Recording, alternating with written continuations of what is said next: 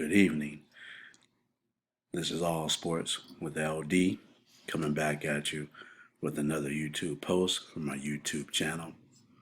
And before I get into tonight's content, please like, subscribe, share, and tell me what you think in the comments. Well, Saturday evening, it was a great show put on by Shakur Stevenson. This young man is a star in boxing. This was his first, as they say, true test, but in all reality, he was head and shoulders above the competition.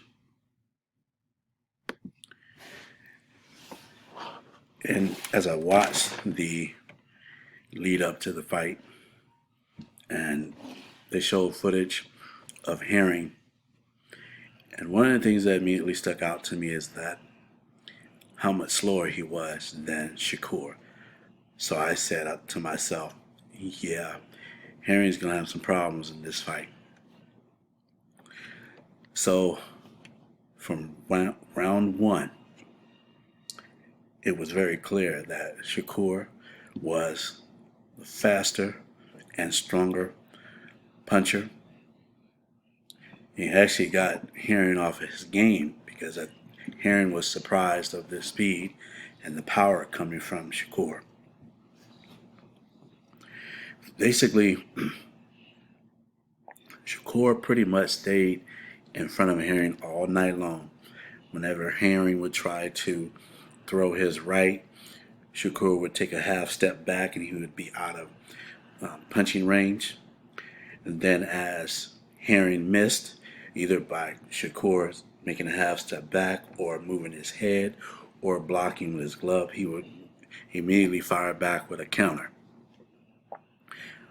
Also, all through the night, Shakur was able to establish a very stiff jab, a stiff jab to the head. Also, I like how he used his jab to the body. He threw combinations all night.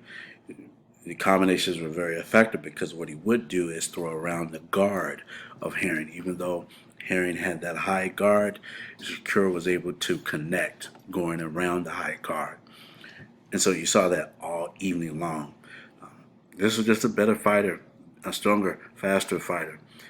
Shakur is for real. And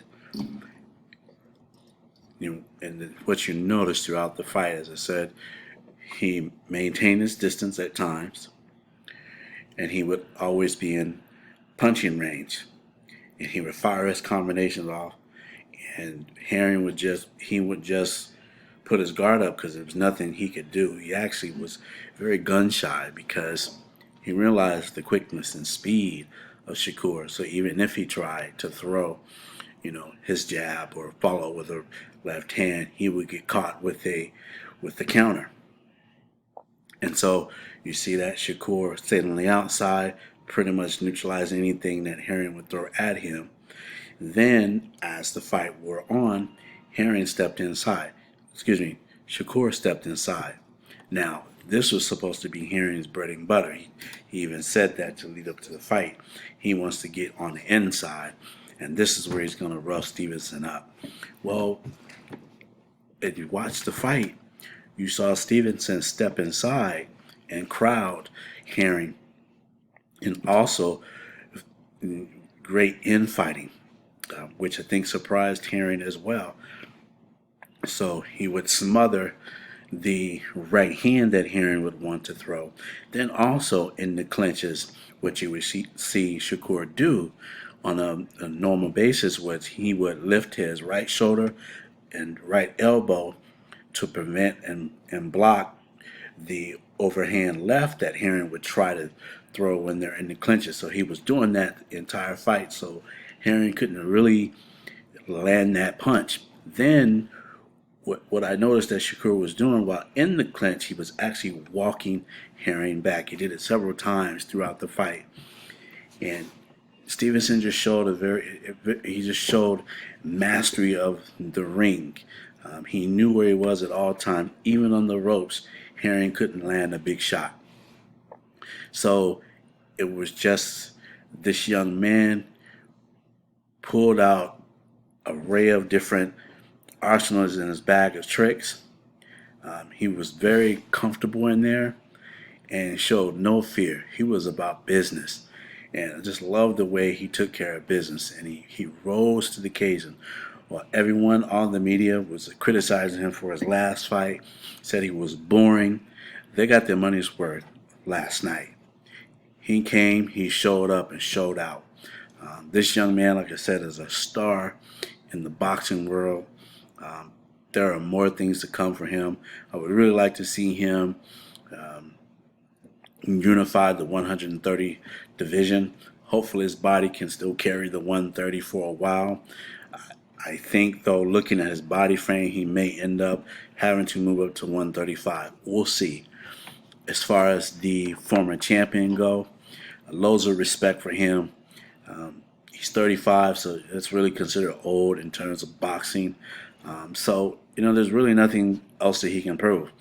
He defended his title 3 times successfully. Fourth one, he just came up against a better fighter. He even said it himself. So hats off to Herring. What I think he should do at this point, like I said, there's nothing else to prove. He was champion. So I think it's time for him to hang it up. I wouldn't want him to stay around too long and then you take more beatings than necessary.